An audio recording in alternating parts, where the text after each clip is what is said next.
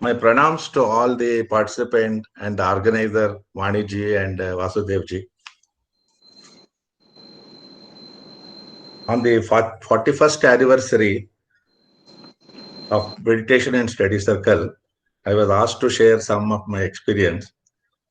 So I will share some events which I remember.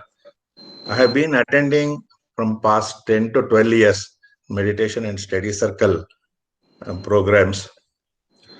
And Mr. Krishnamurti ji used to introduce all the speakers in a beautiful manner, giving their education, qualification, their experience. And in one occasion, he introduced Dr. Ramaswamy Iyengar. He, he said he is a very rare to have a speaker like him. And he was of the very high order. He could teach Brahma Sutra, where in India a handful of people can only teach that subject. And then we have, I think many of you have heard Dr. Nagesh, a dentist who used to speak in this from meditation and study circle. And I hope he has been speaking for 2 decades. And even now he is continuing. And in his speech in the beginning, he used to always remember Mr. Krishnamurti ji and Mrs. Rukmini Krishnamurti ji. And he used to tell they are his mentors, guide, and they trained him so much. And today he's become a very good speaker. We all know about it.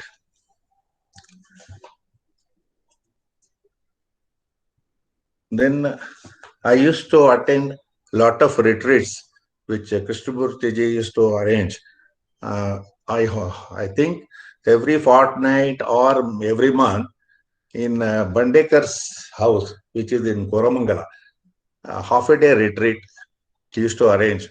And sometimes out in close by Bangalore for a 1 day retreat also he was arranging. And I have attended one retreat in Ganesh ji's house, I mean his area, where there was a community hall or something like that. It was arranged for a full day program it was. And one thing.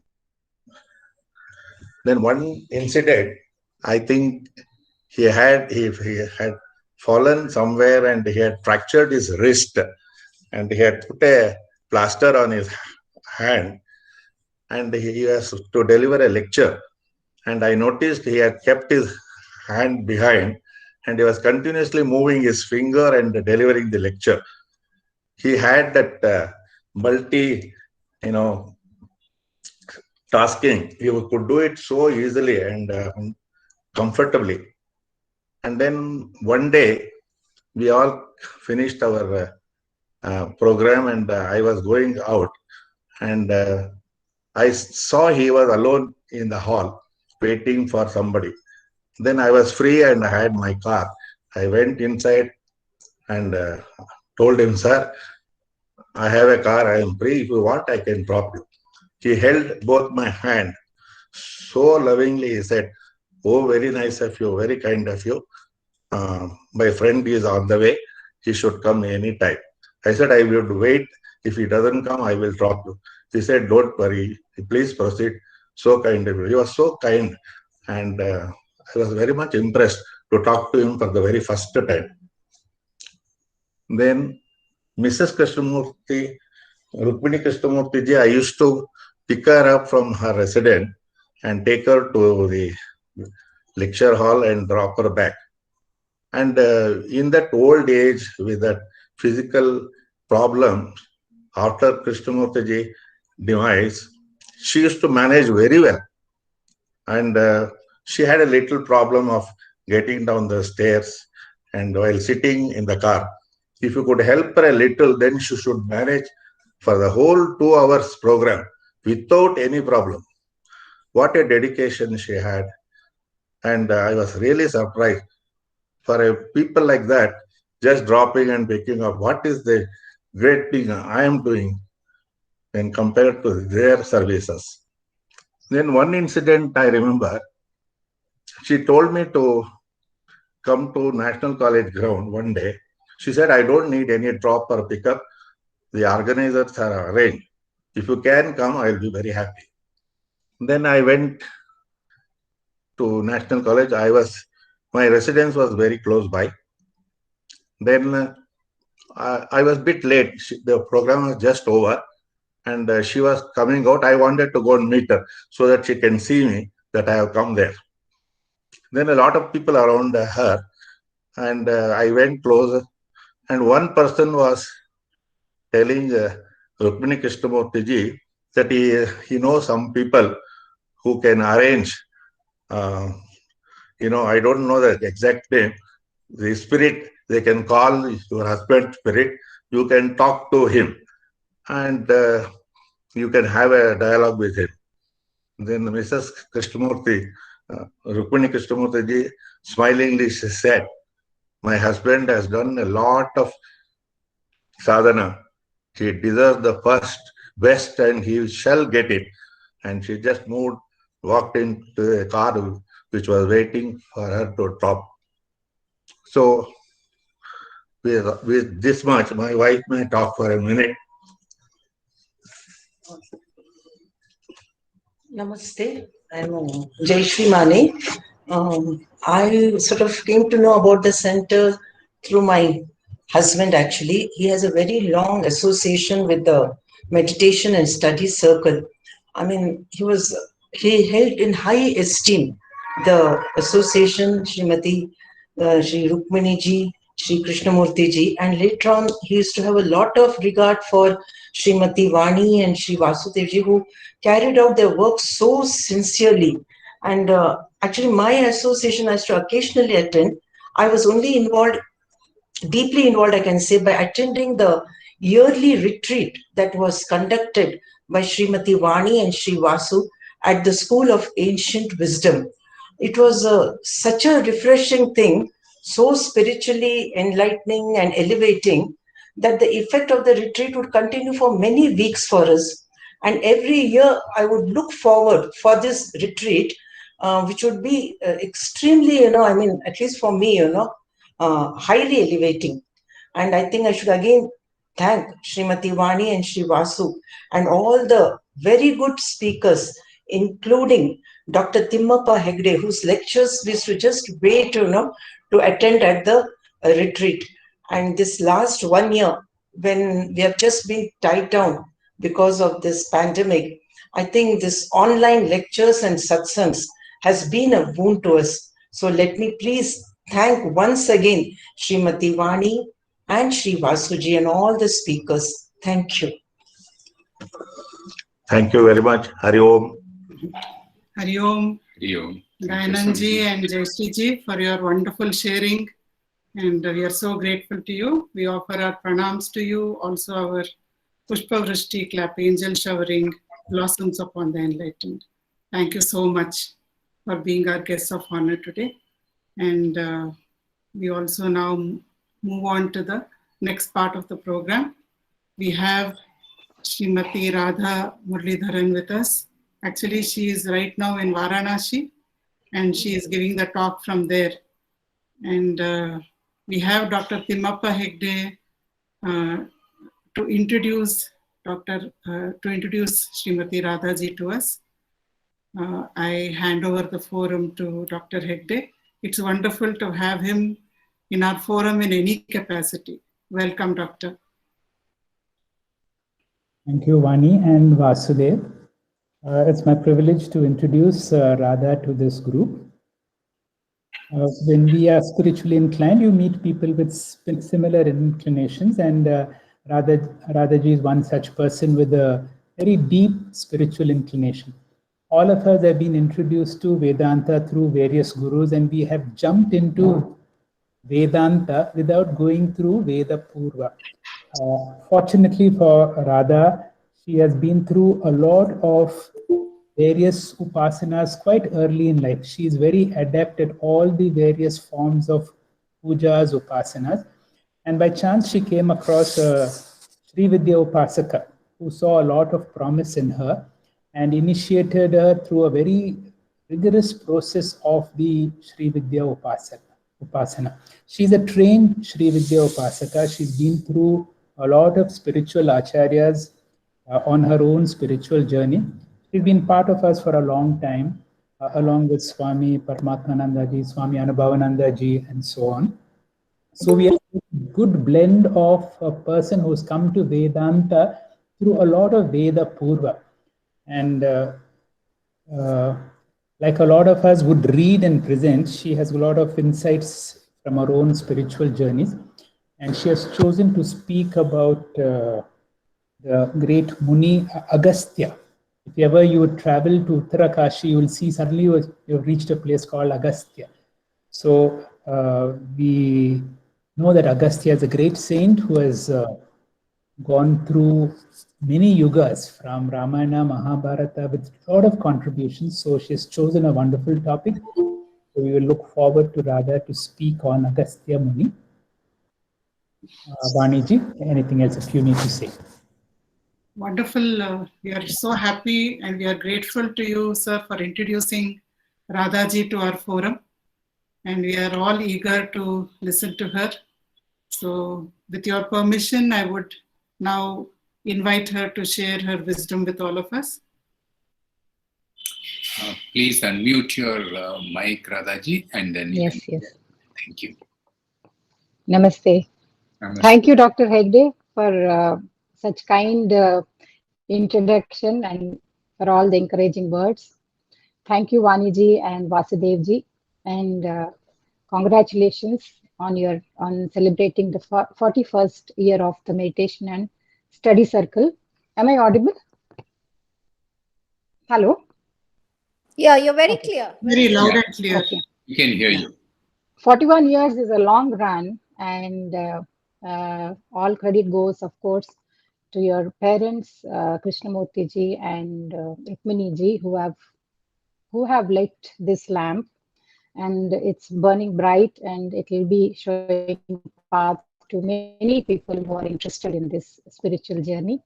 And thank you, Maniji and Srimati Maniji, for sharing about your experiences with the group. I'm so fortunate to be here on this platform today. We'll start with a prayer. Guru Brahma, Guru Vishnu, Guru Devo Maheshwara, Guru Sakshat Parabrahma, Tasmai Shri Gurave Namah.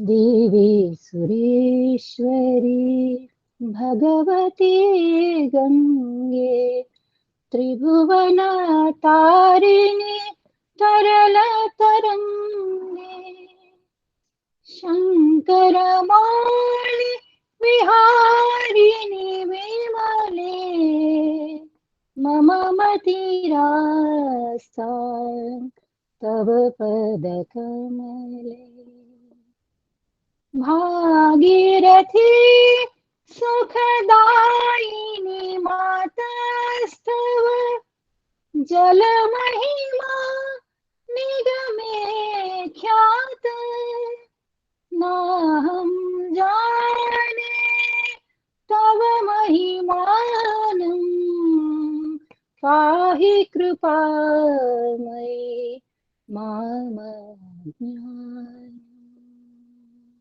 Vishalakshi Annapurna Sameta Sri Kashi Vishwanath Bhagwan Ki Jai. Agastya, the great Siddha, is today's topic, and I really don't know why I chose this topic, but something inside me led me to do so. Being a Devi Upasaka and into a lot of Kriyas and Siddha Vidyas and other sadhanas that I've learned from my gurus, I personally have a great reverence for Agastya Bhagwan and feel very connected to him. Lopamudra, the wife of Agastya, and Agastya Muni, both were great Sri Vidya sadhakas apart from all the other sadhanas they have done. In Sri Vidya Parampara, Sri Vidya is basically worshipping the Almighty God, the Supreme Lord, in the form of Mother Divine. In this parampara, there are gurus from 3 dimensions. That is the Divyauga, Siddhauga, and Manavauga. The Auga is a group. So this Divyauga are the divine gurus like the Dakshinamurti, Hayagriva, and so on. And the Siddhauga represents the Siddha gurus like Agastya Bhagavan, Bhoganathar, and all those Siddhas. And the Manavauga represents Shankara Bhagavad Pada or Vidyaranya Swami and our own gurus who teach us here on this earth, and they are all born like us. Now, all this Guru Parampara together, all these 3 Augas together, is called the Guru Mandala. And in Lalita Sahasranam, there is a name of the goddess Lalita. It says Guru Mandala Rupini. So she represents the whole of this mandala of the gurus. And without having the grace of these gurus and the lineage, it is impossible to do anything worthwhile in the spiritual journey. Like they say, no? Ananta samsara samudra tara naukaitabhyam guru bhaktirabhyam vairagya samrajyada pujanabhyam namo namah shri guru padukabhyam. It says in this vast samsara like ocean, Guru becomes the boat himself, Nauka, and takes you across the ocean of this samsara. So this is the importance of this Guru Mandala. And Lopamudra and Agastya are part of this Guru Mandala. That is why I have so much of reverence for them. I'm in Kashi and in silence and seclusion for some time. But since this lecture was a prior commitment, and since Agastya had a lot of connection with Kashi, I'm very happy to speak about him on this topic. Kashi is a very holy place for all of us. But what actual Kashi is, it lies between the river Varuna and Asi. It's a very small place. The city that has come is the extension of this small. The original Kasi Khanda, the 5 kroshas of land, that is along the ghats, the place that is there where the river runs, and on the opposite side where the temple complex of Vishwanatha and Annapurna and Vishalakshi is there, the area between these 2 rivers, that is only considered, a very small portion is considered as the actual Kashi. Now this Kashi which you see on the ghats and on the river side, I'm not talking about the new extension, beautiful city that we see. This particular old Kashi, what you see physically is there is a lot of poverty, noise, traffic, dust, people living in cramped places, narrow lanes where, one person also can't walk comfortably, and a lot of places littered with garbage, and Ganga is polluted, and there's so much of cow dung, cow urine, everything on the roads in that particular area. But what surprises me is no one is complaining. In spite of all this activity around, there is a certain kind of peace in the people who live here. One finds some contentment on their faces, and there's a lot of devotion and love for the Lord Vishwanatha here, and it is evident wherever you go, whomever you meet, whomever you interact with in that particular area. Even a rickshaw puller talks about mukti, liberation in this place, and they know that their Lord will be by their side through thick and thin, and this wisdom is reflected in their daily life. Their love for the Lord, their simplicity, and the way they have made God as part of their daily life is a result of the tapasya and contribution of great rishis who have enriched the socio-cultural and spiritual fabric of our country. Truly, we can say that these rishis and munis like Agastya are truly the God's gift to mankind. What pulls and attracts several people to the city of death? I think if my knowledge goes right, this is the only place in the entire universe where people are happy to die. And because this grants them a guaranteed liberation, because it's a promise of Lord Vishwanatha that whoever dies in this land, he himself will liberate them. This city of Kashi, both life and death, both are celebrated. And here lived the great Siddha Agastya. What attracts and pulls several people into this city of death even today? Well, Adi Shankaracharya, in his great composition called Kashi Panchakam, describes it very beautifully. He says, Mano nivritti paramopashanti sate tavarya manikarnikasta jnana pravaha vimaladiganga sakashikaham nijabodharupa. What is Kashi? Kashi is brilliance. It is a light. And what is this light? It is my own pure awareness. Mano nivritti, that means when the vrittis of the mind are gone, vagaries of the mind are gone. Paramo pashanti, that is the supreme peace. That mind is in a very quiet, peaceful state. Sati tavarya, that kind of mind.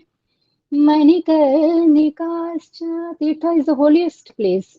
So that kind of mind which has become quiet, which has attained the supreme peace, that is Paramopashanti, that particular mind is the Tirtha, the holiest of Tirtha. And what is the holiest of the ghats or the Tirtha here is Manikarnika. Sa Tirthavarya Manikarnikascha Jnana Pravaha. In that state, the awakened or the consciousness flows. Vimaladi Ganga, that is the purest original Ganga, which forms as the waking consciousness. Sakashikaham Nidabodharupa. I am that city of Kashi. Who is Kashi? It is none other than me. My own pure consciousness is this very Kashi. I think this is the essence of Kashi, that one strives to attain that pure state of awareness. And this pure state of awareness, which is abundantly available here, this is what pulls lakhs and lakhs of people with lot of devotion, seeking mukti, moksha, seeking the grace of God to this place, even today. It is often said that one should not investigate into the origins of rishis, rivers, and the Purva Ashrama of the sannyasis. Well, our mind really cannot understand how the wheel of time moves and how the ways of the Lord are mystic. Rivers do change their course in a course of time, right? And rishis are born. There are so many myths attached with the way they are born. It is very difficult for us to assume what kind of prarabdha they had and in what moment somebody becomes suddenly a sage. Like Valmiki, he was a dog eater, and he was not that kind of a person who was capable of writing Ramayana at one point of time. But then he became a sage. So should we concentrate on what he was before the sagehood happened to him, or we concentrate on the work that he has created? And what happens to a sannyasi when he has dropped everything, and a person who is enlightened? There's no point in talking about where he was born and how he was raised, and does he belong to Andhra, does he belong to Delhi, or which part of the country? So we become too involved in the gross details and the personhood So our elders have always advised us not to get into the origins of rishis, rivers, and the personal background of mystics and the sannyasis. Swami Anvananda always says that we should not have any impressions of the past. Even, we have to, till yesterday, what we were, we should never speak. What happened yesterday, the last moment that passed. And he lives by what he preaches. So once I asked him, at what age you took sannyas, Baba? And thak came the reply. Till then he was so loving and willing to answer every query of mine. And he said, I don't talk about my past. And there was a dead silence between us for a few minutes.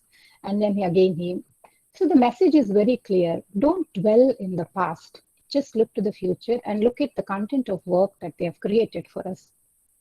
Well, when some great soul is yet to be born, the divine birth take place, the ground is prepared very well in advance, the plot is readied. So it happened with Agastya also. All these devatas, at the beginning of the yuga, we are in the 28th Mahayuga now. So one yuga, 4 yugas, the Krita Yuga, Treta Yuga, Dwapar Yuga, and Kali Yuga are the 4 yugas. And 4 yugas constitute one Mahayuga. And 72 such Mahayugas will form one Manvantra, and 14 Manvantras make one day of the Brahma. That is the magnitude and expanse of time beyond our understanding and imagination. Now, all these devatas, as you see from the Krita Yuga to the last Kali Yuga, the quality of life just deteriorates. And people are more miserable in Kali Yuga because this is a Yuga Dharma. There will be a lot of adharma. People will have very small lifespans. They don't live for thousands of years like in the earlier yugas. And they're not able to do so much of tapasya because they don't have so much time on hand. People are generally lazy. And there is a lot of corruption around because that is how Kali Yuga is. Kalmasha. Lalita Sahasranam also has a beautiful name. It says Kali Kalmasha Nasini. You have to get rid of all the effects of Kali. We have to seek the refuge of the Divine Mother. And often the mankind in Kali Yuga is struggling and suffering with lots of diseases. There is no time. He is lazy, he is corrupted. There are diseases and the conditions are not at all conducive for anybody to pursue a long-term upasana or sadhana. And so all these devatas, they're always thinking good about the humanity. So they were worried and they said in such difficult times, how are these people of the Kali Yuga going to be liberated? So they asked Brahmaji, please grant us a boon, give us a Sataka or a Siddha who will show the way, who will be a pathfinder for all the people in the Kali Yuga. So they went to Brahmaji and Brahmaji granted them a boon, saying that such a great being will be born in Krita Yuga, that is at the beginning of this Mahayuga, and he will be born with Brahmakala because he is born with the intention of the Brahma. He will have the Brahmakala and so is called the Brahma Swarupa. And he will be born in Kashi and he will roam the Bhumandala, he will go to the Devalokas up and he will go to the Netherlands down, and also he will be the star shining in the night. So even today in the southern part, he shines as the star Agastya. If I'm not mistaken, he is one of the brightest or the second brightest stars called Canopus. He is considered as the South Pole star, the North Pole star being the Abhijit. And continuously, so he's there everywhere. And even in the night, he's shining in the sky as the star and blessing people. So Devatas were happy that something has been worked out for the people in the Kali Yuga. And also it so happened, for this story to unfold, there has to be a cause, right? So the Surya Bhagavan, that is the cosmic natural phenomena, and the Vasu, that is the elemental god Varuna, both got smitten by Urvashi, who is a celestial nymph. And their tejas, the virya and the potency, whatever we call, was just released. And this potency was collected in a pot. See, all these rishis and devatas, whenever a desire comes to their head or a thought comes, they just get rid of it. And it is once it is out of their system, it does not bother them anymore.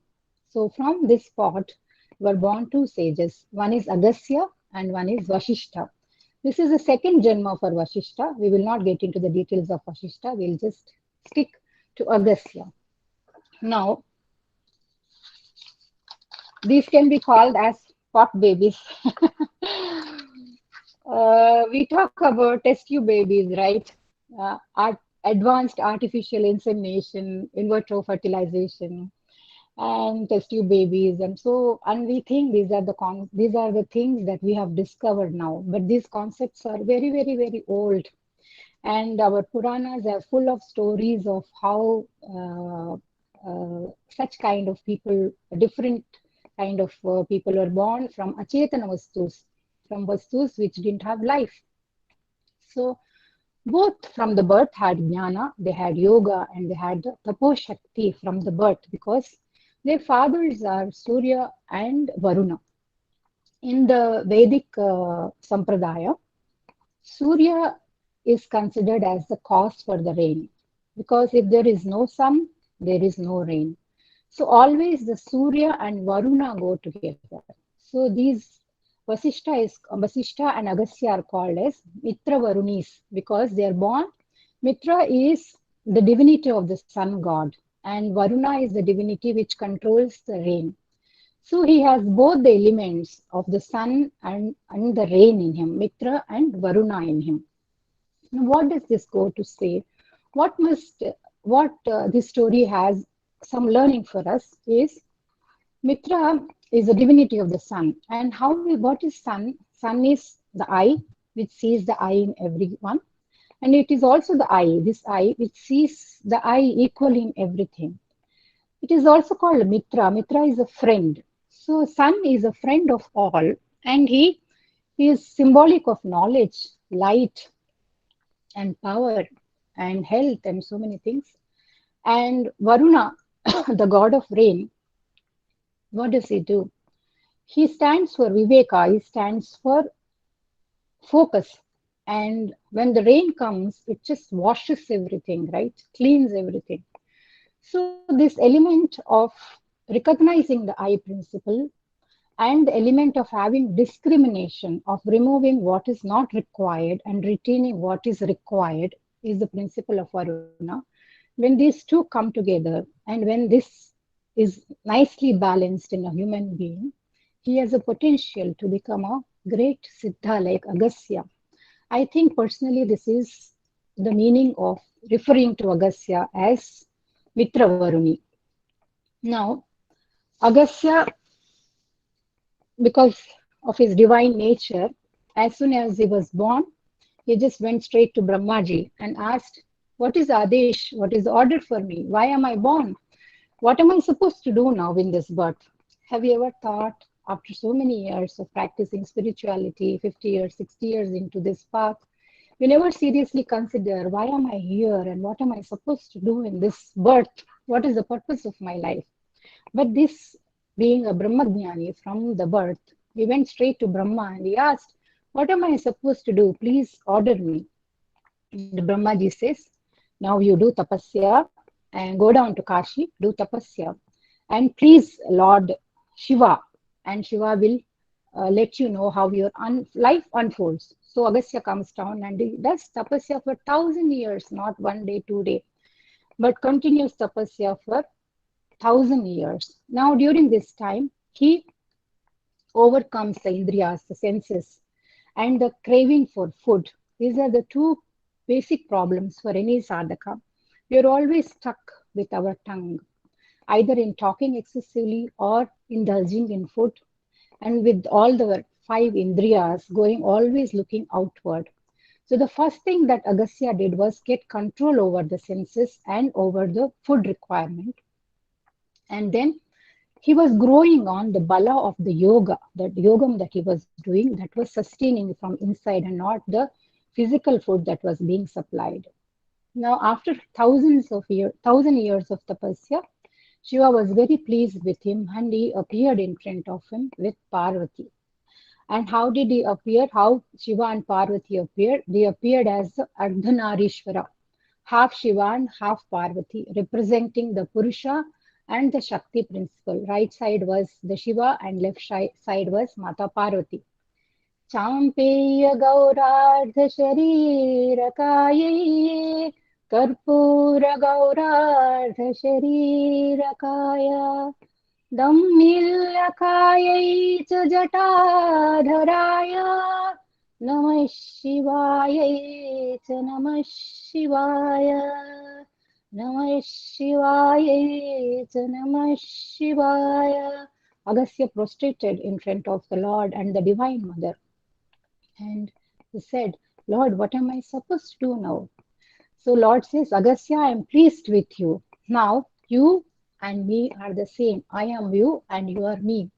And you will weigh as much as I weigh. Was he talking in terms of physical weight, 100 kgs, 90 kgs? No. Lord was talking about the Sarva Vyapaka Tattva. Shiva is spread out everywhere, right? So as I'm spread out everywhere and available everywhere, so much you will spread out. So there is no difference between you and me. And having said that, he says, now listen, Agastya, I have appeared in front of you in form of Mother Parvati and myself, donating that I order you to get married. Because if you are Purusha, there has to be a Prakriti to balance you. And he said, I will give you a land between Harichandra Ghat and Manikarnika Ghat, the place on the Ghat. This is the range. And you build an ashram there and grow a lot of Vilva trees, Vilva vrikshas, and jasmine flowers, Mallige what we call. And let the Malliges be offered to the Parvati and to both the children, the Shanmukha and the Ganapati, and the Vilvam to be offered to the Lord. And you live a peaceful life with your wife there, and I will personally come and bless you on your wedding. Now, it is believed in some of the texts that unless a person enters into the householder and gives birth to children and leads a householder life, he is not fit for liberation. If you see many of our Munis and Rishis, they were all householders, practicing yoga, meditation, japa, teaching, and doing tapasya, living in secluded places, but with family intact and carrying on the responsibilities of a householder. Because the householder is the one who supports the Vidyarthi, the student, and also the renunciant, the sannyasi. So he is the one on whom these two people are dependent in the society, and he has to perform his duties towards the society. And also there is another version of this story which says that Agastya was a celibate and he was roaming around in the forest, and suddenly one day he saw some people hanging from the tree upside down, and he asked, what is this avastha? Why you people are hanging out like this? They said, Maharishi Vyasa, we have been waiting for you from the time you were born. We are the Pitru Devatas from the Pitru Loka. And nobody is giving us tarpanas these days. We are not, ancestors are not being taken care of. So we were forced to descend onto the earth and hang upside down, because the moment our feet touches, we cannot escape death, because this is a land of death. And we are waiting for some extraordinary soul to come to redeem all these sins. Because if it is a problem created by one person can handle it. But if it is a collective problem, nobody is doing the tarpanas, nobody is honoring the Pitru Devatas as much as they should honor, then it becomes a collective problem. And to solve a collective problem, a Mahanubhava or a Tejasvi Purusha or a Karana Janmi has to come, who has got the Tapo Shakti to offer solutions to this kind of bigger problems. So they said, none other than you will do it. And for that, you have to get married, you have to have children. Then only you are eligible to do the Pitru Karyas. And you have to adopt us as your parents. We have to become your parents, and then you have to do the Pitru Karma. So Agastya, being the sadhu, the sage he says, okay, I will honor your word and I will get married. So once the Shiva has already said to get married, and also this incident happened in the forest where the Pitru Devatas. In the Pitru Loka, there are 5 Pitru Devatas, and the Jivas who go into the Pitru Loka are under the care of these 5 Pitru Devatas. Now we know in the Krama Mukti, there is a Devayana and a Pitruyana. And through these margas, two ways, the Jivas go into the other worlds, and slowly to the Brahmaloka, and they get mukti. Now here, what is the importance of this story, why I selected this story out of many stories, is the importance of Pancha Yajnas. In our spiritual classes, most of the time we talk about the Pancha Mahayajnas that one is daily supposed to do. That is the Deva Yajna for the Devatas, the Pitru Yajna for ancestors, Bhuta Yajna for all the beings, and Manusha Yajna for the fellow beings, and Brahma Yajna, that is knowledge, sharing of the knowledge. Now, Deva Yajna, Agastya has already done. He's gone to the God and asked, what am I supposed to do? What action of mine will please you? And he's walking the path. Now, how do we please the Devatas? He's doing the yajnas. But is it possible to do yajnas and yagas in this age and day? Not possible quite. So at least can we light a lamp in our houses and remember God with gratitude for giving us this life, because if God had not made this planet Earth conducive for our life, we would not have had a chance to be born. So the least that we can do is be grateful to God for giving us the experience of a beautiful life. And then Pitru Yajna, remembering our ancestors, at least remembering our parents early in the morning, like we remember our gurus, and thanking them for giving this body to us. Because of them, we are here today. And there are many ways of pleasing our ancestors or showing our gratitude to them. If it is not possible, all those elaborate practices, we have been given the Mahalaya Paksha before the Navaratris, 15 days are given. Any one day we can feed somebody and say thanks to our parents. That is taken care of the ancestral Pitru Yajna. The Bhuta Yajna is taking care of all the beings like the cows, the goats, crows, dogs, cats, all the beings who love us and who are there, and we show our love to them and compassion to them.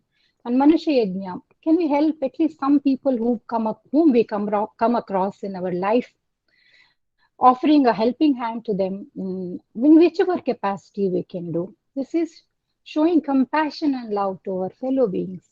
And Brahma Yajna, like platforms like this, the meditation and study circles, where knowledge is shared, and also Swadhyaya. See, to take this class, I have to learn a lot. I have to learn and get into the details, because this is for my own sake I'm doing. And having done it for myself, I have to share whatever I have got with others. And this is Brahma Yajna, remembering our gurus and sharing the knowledge. I think this cannot be more simpler than this. So by sharing these two stories of Agastya, I think the biggest learning that we get is how important are these Pancha Yajnas in our day-to-day life.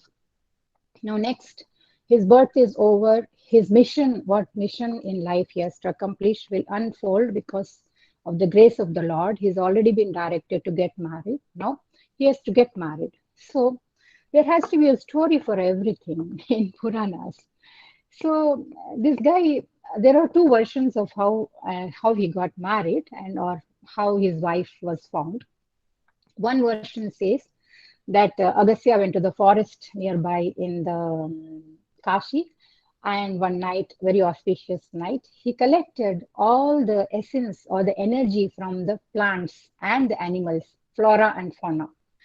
And that became a bundle, a soft ball of energy. And from this ball emerged a beautiful baby girl called Lopamudra. Now, if Agastya is the Purusha, now she has to be the Prakriti, who has come from the mother nature. So, and also there is another version that, and this baby was given to the king of Vidarbha, who did not have children and who was desperate to have a child. And Agastya said, here I am handing over this baby to you, please bring her up. And when she comes of marriageable age, I will come and marry her, keep her ready for me. This is one version. Another version says that the king of Vidarbha didn't have any children. So Agastya went to their house and blessed him with some vibhuti or something and said, King, you will soon have a daughter who is born of Devi Amsha. She'll be a divine child. You raise her, and when she becomes of marriageable age, I will come and get married to her. These are the two versions, whichever version suits you. But here, what I am trying to bring out in this story is like how marriages are conducted these days based on education, career, wealth, attain a social status in life, or beauty, or whatever reasons people get married. When people wrong reasons, the marriage is always a failure from the beginning. What is the right reason to get married? According to the scriptures, one is to have progeny, a proper progeny to inherit and to carry on the traditions forward. And also, we are a link between the past, our ancestors, and the future. So this link has to be very well understood. And why marriage is, what is the foundation on which a marriage has to happen?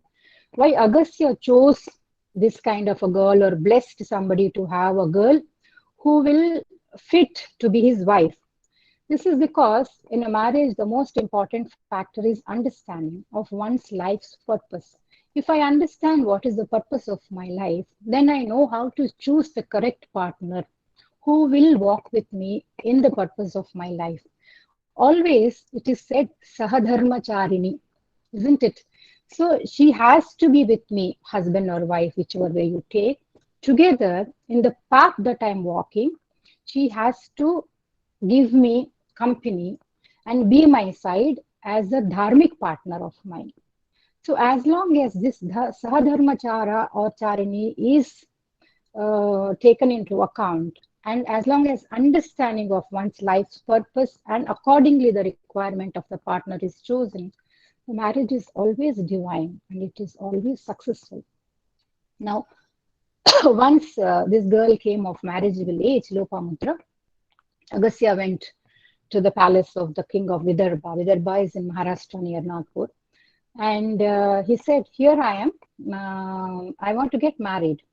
Now, the Agastya here looked like pot-bellied old man, shabby with beard grown and very ugly kind of dwarfish kind of a figure. And this guy went asking for the hand of this beautiful, tender girl who is raised in all comforts and luxuries of a palace in Vidarbha.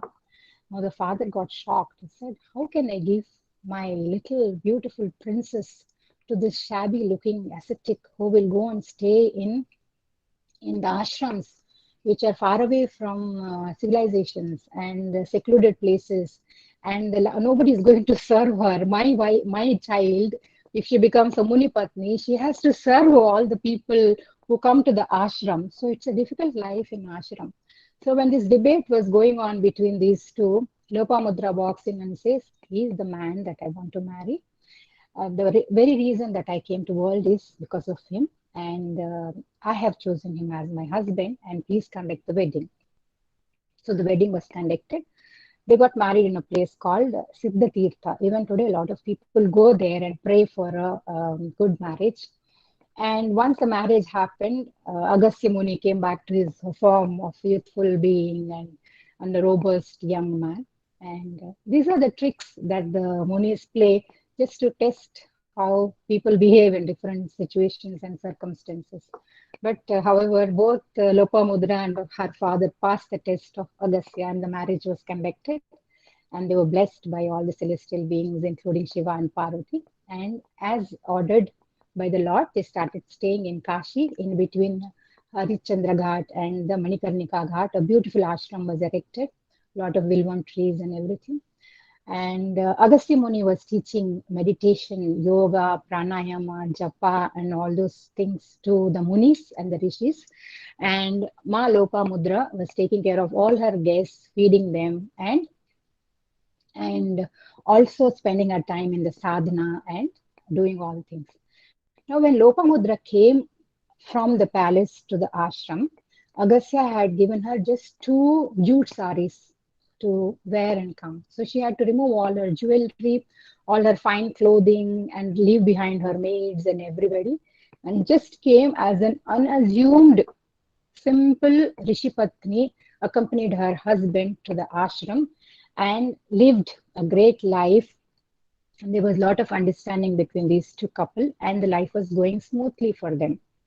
And Agastya had a lot of love for Kashi for some reason. because this is the seat of awareness. And I have gone to the ashram and seen, and the temple, it is called Agasyeshwara. There is a beautiful Shivalinga over there. Not many people know in Kashi, but I was fortunate. Somebody actually guided me into that place, and I will share some pictures of that place. And now life is going on, but this is not the purpose of life. Like going smoothly, all things come to an end. Now the time has come for him to move out of Kashi. Now devatas will come and do all the tricks. So devatas, all the devatas came to Kashi, and they came to the ashram of Agastya. And whenever some request is put in front of Agastya or any Muni for that matter, they're always ready to oblige, because anything that requires loka kalyana, welfare of the humanity, they're always ready with their tapasya, because these are beautiful instruments in the hands of God. They don't have a special purpose for themselves. They don't have an agenda in their own life. Their agenda is, I am an instrument in the hand of God, and however God wishes for me, that way my life unfolds. Whether it is to their liking or against their liking, they are always ready to oblige. Now devatas come and praise him. I said, oh great Agastya, once upon a time, lots of rakshasas were hiding in the ocean and creating a lot of trouble. There was a time when some rakshasas were in the beginning of the Krita Yuga, were hiding in the ocean waters because they had some special powers. And in the night, they would come out and eat a lot of people, devatas, and become a big nuisance. And this went on for 12,000 years. Indra didn't know what to do. He said, dry up the oceans. But if you dry up the oceans, there is a lot of life living in the oceans. You just want to kill the Rakshasas. You don't want to damage everything that is there in the ocean. So it was a very sensitive ecological issue. So they didn't know how to handle. Nobody had the expertise what to do with this problem. So those during that time, the devatas approached, because all these munis, rishis are like scientists. They're like problem solvers. Whenever there is a problem in the society, they come up with a solution. Now with all his siddhis, whatever he had, supernatural powers, Agastya obliged, and he went near the ocean and he said, Om Keshvaya Swaha, Om Narayana Swaha, Om Madhavaya Swaha. He did Upasana for 3 times and drank the entire ocean waters that was available on the earth. And the Rakshasas were exposed. And then Devendra used his Vajrayudha and eliminated them. And again, Agastya brought out all the water and the life forms back into the sea. So this man had swallowed the entire ocean waters on the earth. That was the kind of power he had. And why did he use this siddhi? For doing good, kalyana for the loka. He didn't use it for his personal benefit. He didn't build a palace. He didn't buy jewelry for his wife. He didn't have fancy chariots or way of living. He lived a simple vagabond kind of life. Now, why these devatas? Devatas don't simply come to you. They'll always come asking for a favor. So they praised Agastya, said, you are the one who drank up the water and you are mighty one. Now you have to give us a word to help us again, because the whole Brahmanda, Bhuloka is in trouble. He said, what happened? The Vindhya is growing up, because it is a long story. I'll cut short the story. It was very jealous of the Meru Parvata, because all the planets, sun, moon, everybody was going around the Meru. And Vindhya suddenly thought that I also have to be known in some way as the tallest of the mountains. So he kept growing to the extent where the movement of the sun was stopped. So there was chaos in the world, because this side there was only day and that side there was only night. And when the sun stops, time stops, you know how miserable it is. So they didn't know who will fix this kind of problem. Again, Brahmaji says, Agastya is the only saint who is capable of doing this. So you please go and request him. He said, now you have to go and bend down the mountains. So you have to drink up the oceans, bend the mountains, and do all the impossible tasks. So he obliged. It was so painful for him to go out of Kashi. He thought, God is punishing me for some reason by taking me away from the thing that I really love.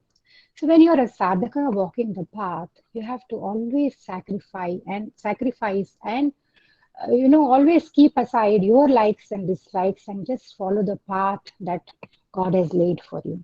So with much pain in the Kashi Kanda, the way it is described about the agony and the pain that he experiences while leaving the Kashi is really brings tears to you. But he ignored his personal likes and dislikes and he said, I will do this. So he goes with his wife Lopamudra, and as he approaches the mountain, you see, he's a mighty man with so much of power, siddhis and everything. Though he doesn't talk about I am that and I am this and I can walk on the waters, I can drink up the waters. His stature, his aura himself has got that feel that wherever he goes, people just bend down and touch his feet. There are some people, you may not know anything about them. They may be the strangers to you walking on the street, but the tejas on their face, there's something, some aura about them. You just want to bring both your palms together and say namaste to them. Very, very rarely you come across such kind of people. And Agastya was one such person that anybody who, wherever he goes, would just do the Dandavat Pranam onto the floor. So the Vindhya mountain, the moment he saw Agastya and his wife are approaching, just fell flat on the feet of Agastya Bhagavan to take his blessings. And Agastya said, good. He blessed Vindhya and he said, just lie like this only because me and my wife have to cross the mountains and we are on a pilgrimage to the south of India. We have to go that side. So till I come back to the north, and he was never to come back to the north because to the most important dear place of his life he had to give up. Because if he comes back, Vindhya will raise up again. So he said, till I come back to the north of India, you just lie like this and don't get up. And then they cross over and see the idea of getting Agastya out of Kashi is if he stays in Kashi, not many people will know and benefit out of the siddhis and the tapasya that he has. He has to travel, he has to do pilgrimage, he has to go to various places and spread the knowledge that he has got, the yoga, the meditation, the parampara that is created, because this incarnation happened or his birth happened so that the humanity in Kali Yuga will benefit from him. So he has to create that kind of systems, that kind of content, that kind of consciousness that has to be created. The whole consciousness has to be nurtured and elevated to that level. So that was the purpose of his life. So if he just sits and does puja in Kashi, it is not going to serve the purpose of the Lord. So he was moved. So now traveling slowly to one by one places, he comes to Kolhapur. There he praises the Devi with the Vijay Lakshmi Stotra, and the Kolhapur Mahalakshmi gets very pleased with him and blesses him, saying that you and your wife will get the Lakshmi, also the Moksha Lakshmi, that liberation. And also you will be the Vyasa in the 29th Mahayuga. This is the 28th Mahayuga. Ashtavimshatitame, that is what we say when we do the Sankalpa. The 29th Mahayuga that is going to come, he will become the Vyasa Bhagavan. Remember, Vyasa, the stars, the sun, moon, the 5 elements, all these things, Indra and all are post.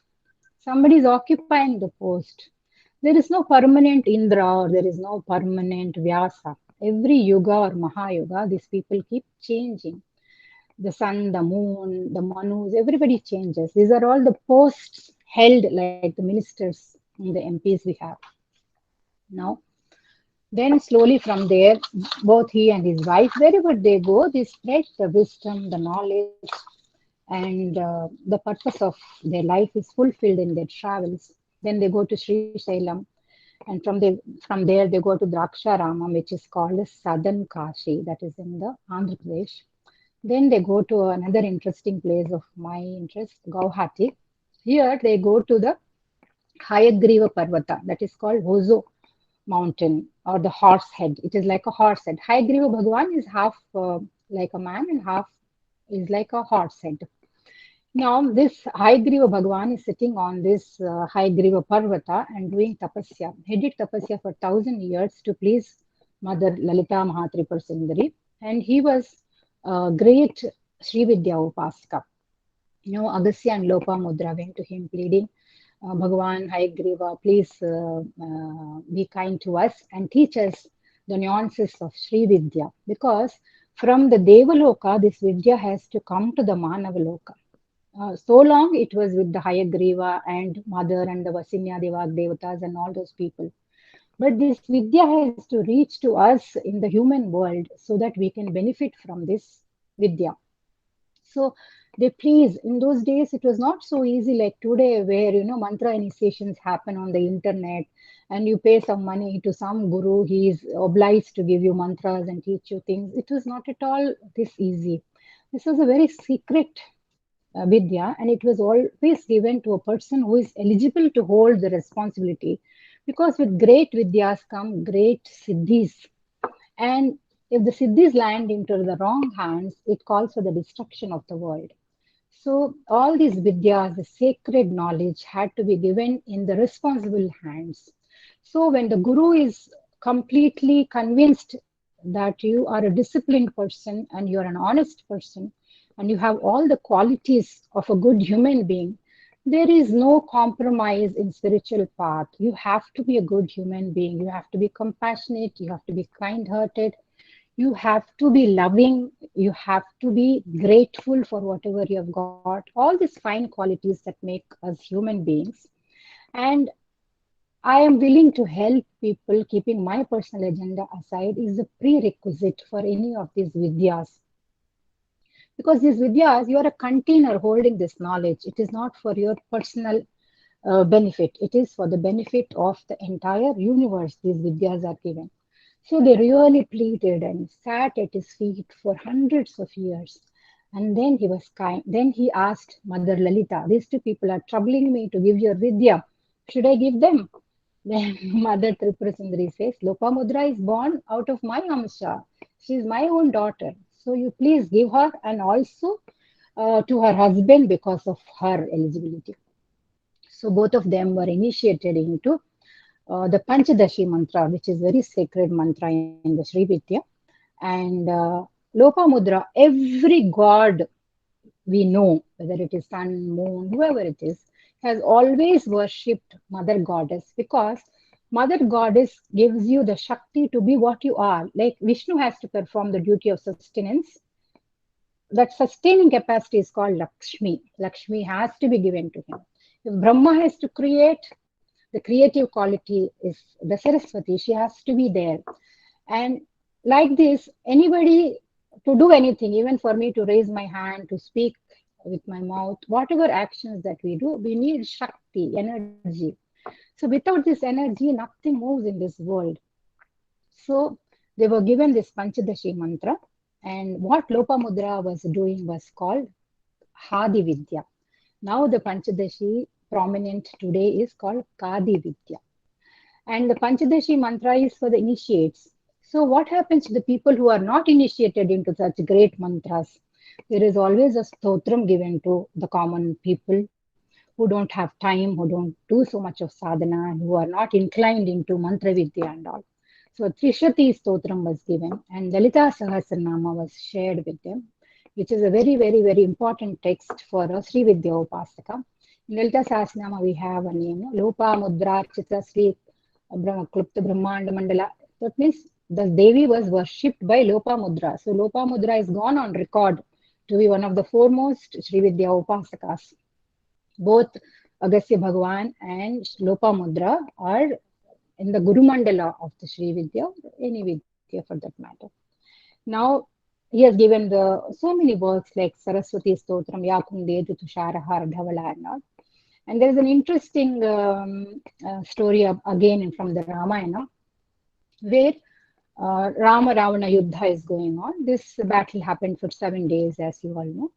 And as it was concluding, there were 3 instances where Rama and Ravana came face to face. There was one-to-one interaction, one-to-one fight taking place, encounter. So first 2 instances, Ravana became weaponless. So Rama, being Rama what he is, he says, I will not fight with a person who does not have weapons to defend him. So you please go back home and come again. So on the last day of the Yuddha, on the 7th day, Ravana again faces Rama for the final battle. And it is almost the time for the sun to set. In the olden days, after the sunset, there is no battle taking place. They followed all the rules and regulations. Now, it was close to sunset was approaching, but all the devis and devatas and celestial beings, munis, rishis, everybody was convinced that Rama only is going to win this war. So all of them appeared in the space, in the skies, to bless and to witness this final game, this final match between both the warriors. And every time Rama would strike the head of Ravana, the head will fall and come back, and again it will get stuck, because Ravana was no ordinary being. He had so many vidyas. Rakshasas, when they have supernatural powers and vidyas, it is always destruction for the world. So it was always coming back. But at some point, Ravana became a little weak, and he kind of took an interval, a pause. And in that pause, Agastya Bhagavan appears in front of Rama, and he says, Rama, you belong to the Solar dynasty, Surya Vamsha.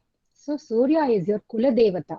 Here again, worshipping our ancestors, worshipping the Devis, remembering people, being compassionate, being loving. These are all the systems that our elders have so beautifully set. He said, unless you get the blessings of your Kula Devata, which will give you strength and energy to fight this battle, and the victory will be yours only after you receive the blessings of the sun god. So let me initiate you into Aditya Hrudayam, a beautiful mantra. And he initiates Rama on the battlefield, the Aditya Hrudayam, and asks him to chant for 3 times. And then once he is initiated into this, he gets a clear head, and he gets that victorious feeling with the strength of the Surya. And then it occurs to him to use the Brahmahastra. And once he uses this, Ravana is killed, and that brings to the end of the war. Like this, Agastya has contributed. He has given so many mantras, the Surya mantras and all. He is the Rishi, he is a Drashta. Rishis are the one who see the mantra and download it for us, and they cultivate it, harvest it, and energize it and pass it on to us. So whenever we have to do a Surya mantra, if the Rishi is Agastya, we remember Agastya Rishi. That means we are aligning ourselves with the lineage and all the work that they have done for us, so that we benefit. Like if our father is a rich man and he has earned a lot of money and he's put it in the bank, we really have to know which bank he has put in, what is the password, how to draw the money. Then money is all ours. We don't have to work so hard as our father worked. So all these rishis have already worked out all these details for us, and we are just going to inherit their wealth, the spiritual wealth. But we have to know the right procedures, how to align ourselves, how to use the passwords, and how to download these things for us. So this is one story. There is again another interesting story. I don't know if I have time. Do I have the time? Yeah, please carry on. Okay. There was a king Nahusha from the Yayati lineage. He did 100 Ashwamedha yagas. And once you do so many Ashwamedha yagas, that means you let loose your hearts. And wherever the hearts goes, and if nobody objects to the movement of the hearts, that territory becomes yours. So he has done 100 such, which is quite an accomplishment. And once when somebody does like this, he becomes fit to occupy the post of the Indra.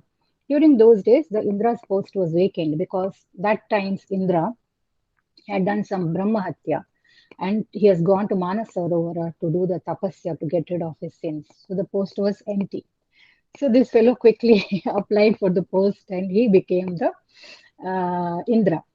What happens when incompetent people with ego, who cannot handle the positions that given to them? This story indicates that. After sitting in the throne, all along this Nahusha was ruling the people.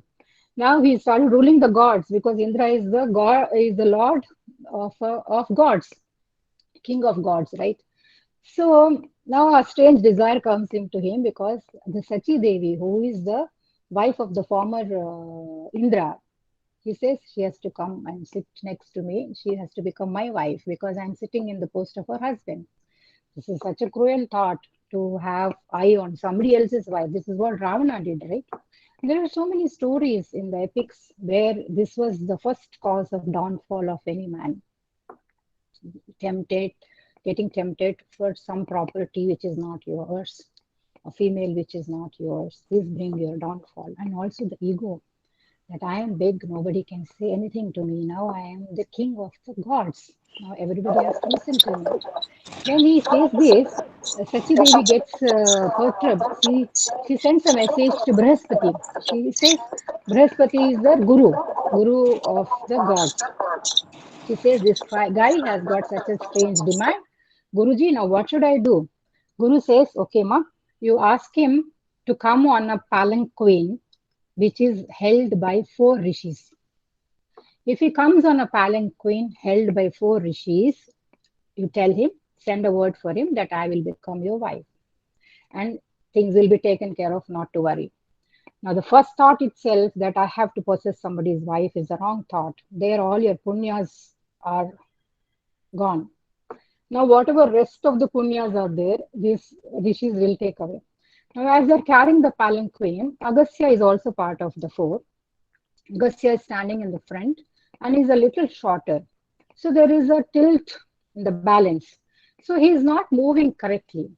So this Nahusha king who is sitting in the palanquin to go and meet Sachi Devi, he kicks Agastya and says, Sarpa, Sarpa. Sarpa means move fast, you are going too slow for me. Now, if you have to kick a person like Agastya, who is such a saintly man, who has earned so much of punya and so much of tapo shakti, all your punyas have gone down the drain. So that is enough to nullify all the punya that he has earned to sit on that seat. Then Agastya knows his account is no balance in the account. So he says, you become the Sarpa now. You actually become a snake and lie down in a cave for thousands of years till another yuga comes. Dwapar Yuga comes. And during Mahabharata time, Dharmaraja will come and you can ask him a lot of questions and whatever doubts you have in your mind. And once those doubts are clarified, you will become rid of this curse. So what happens? What is the story says is that when power lands, Siddhis land in the wrong hands, this creates a lot of havoc in the universe. Now, who are these Siddhas? Siddhas are the adepts. They possess the Siddhis, the supernatural powers. And most important of any Siddhi is self-knowledge, right? Agastya is considered as guru of all the Siddhas and the Siddha medicine, yoga, pranayama, the system that they have developed called Siddha system. Now, he reached, after all his travels and everything all over the place, he reached the Podigai hills in the southern part near Kerala and Tamil Nadu, where the Lord Kartikeya, Murugan or the Subramaniam, whatever we call him, blessed him with a lot of powers to heal people. Now, these Siddhas are the masters whose knowledge, wisdom, and their whole life is shared in the form of poems, teachings, and systems. They have created a systems which is very prevalent in the south of India, a system of yoga, medicine, and most of the knowledge is delivered in song formats called Siddhar Padagal. For a Siddha, the spirit has to be awakened in the consciousness, and that is called Shiva. And once the consciousness is awakened, the experience has to happen in the body. And this experience happens by the energy or the Shakti. So here, the Shiva, the male principle, and the female principle has to come together in yoga. This is the essence of Siddha system. This is what differentiates them. And they believe in experiential wisdom. The wisdom has to be experienced in this body and mind complex. They don't accept second-hand passed down knowledge. If somebody says, Aham Brahmasmi, I am Brahma, that is not the knowledge they will accept. They have to realize that they are essentially that Brahman. And they do this through the various practices of pranayama, meditation, and the systems that they have created for learning and unlearning. Now, self-realization and efforts in the direction is the core of our Sanatana Dharma or the Hindu philosophy, right? Everybody talks about mukti, liberation. It's a common household name. And the efforts we put in that direction matters. Now, a Siddha or a Siddhar or a Chittar as they call him in Tamil Nadu. Chitta is what? Consciousness, right? Now, they are called like this because they have mastered the consciousness. A Siddha has to master consciousness. Now, Siddha's life is beyond enlightenment. We only talk about enlightenment, but Siddha's life starts after enlightenment. They're free, original thinkers. They're so relevant even today because they're not bound by any religion, scriptures, any dogmatic ideas. And in the path of Siddha tradition, there is no caste, no creed, no gender bias, nothing. And most importance is given on preaching of non-violence, vegetarianism, and oneness is the most important basic principle of them. And love for all forms. And their worship doesn't have much rituals. It is mostly centered around a lamp. Light is given more importance in the Siddha tradition. The Siddha tradition believes that merging the body, not dropping the body, merging the body into the supreme light of the Lord is the ultimate yoga in the Siddha tradition. And many have done this in our country. Now, for them, the Siddhis, like in the Jnana Marga, we shun the Siddhis. We say, let's not go towards Siddhis because they create a lot of ego and hurdles in our path to self-realization and all. Yes, there is a point in why they have said those things. Because walking on the water, sitting under the water without breathing, these are not going to serve any humanity, any purpose in life. So for them, for the Siddha Sampradaya, the Siddhis or the supernatural powers, the Ashtasiddhis, are considered very sacred. They are the presence of God himself in you. This indicates when I have a Siddhi, I know that God is moving in me. This is the presence of God. It is so sacred for me. Now, who is given this Siddhi? He is a person who has restraint, who has no personal needs. I don't want anything out of the Siddhis that I have. I want to use it only for the benefit of the humanity at the order and wish of the God Almighty. And this is the principle. They have viveka, not ego. Earlier stories we have seen how a little elevated you are, little power you get, you start thinking very crookedly in life. No, a Siddha cannot afford to think like that. He has to only think what I can do for the collective consciousness. Now, the collective consciousness has been nurtured through great beings who have dedicated their lives to enlightenment and beyond enlightenment. Knowing self is difficult, right? But because of the works of these gurus who have earned it, they've cultivated and harvested this crop of knowledge. We can simply connect to this vast knowledge of the Guru Mandala. And these are the pathways to higher consciousness. How do we connect? Meditation is the most effective tool to come and connect and tap into this consciousness. This is what the Siddhas have learned and taught. And also by connecting through a process of meditation and also by a process of unlearning of our old ways of thinking, of our so many patterns, confusing patterns, and repeatedly same thing keeps happening in our life. We have to give up those patterns or break free of them. Strong belief systems that we have to unlearn them through a process and total surrender to this Guru Mandala and trusting that they are available, their energies is available even today for the betterment of humanity. Just by closing eyes and thinking about these Siddhas will immediately connect us to this Guru Mandala.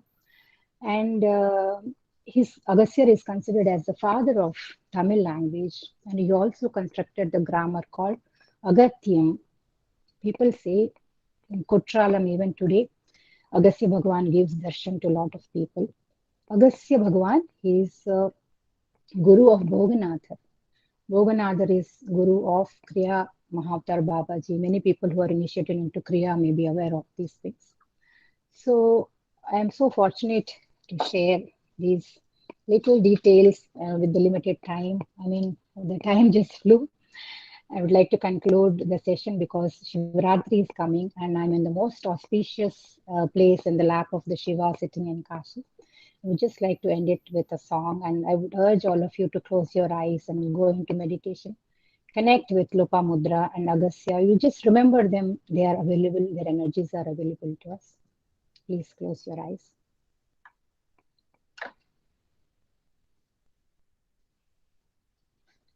मनोबोध्यहङ्कारे चित्तानिनाहम् न चाश्रोत्रजीवे न चाघ्राणनेत्रे न चाव्योमभूमि न तेजो न वायो चिदानन्दरूपः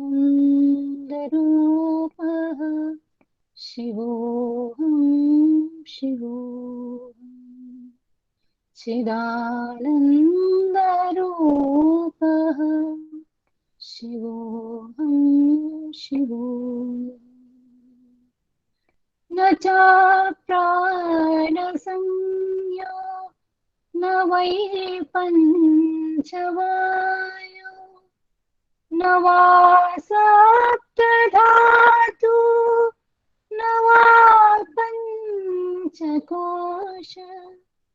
न वा पाणिपादो न चोपस्थपायो चिदानन्दरूपः शिवोऽहं शिवोऽहम् चिदानन्दरूपः शिवोऽहं शिवोऽहम् न मे द्वेषरागो न मे लोभमोहः मदो नैव मे नैव मात्सर्यभावः न धर्मो न चार्थो न कामो न मोक्षः चिदानन्दरूपः शिवोऽहं शिवोऽहम् न पुण्यं न पापं न सौख्यं न दुःखं न मन्त्रो न तीर्थो न वेदाय न यज्ञः अहं भो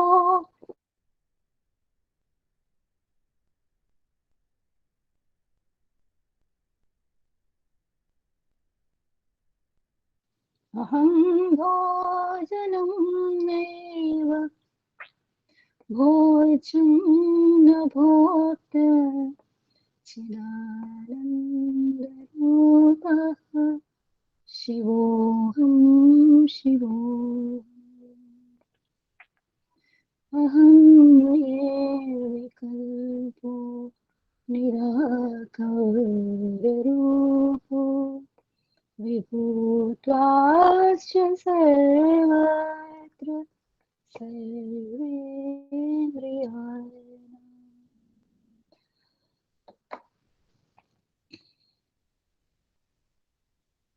Thank you so much.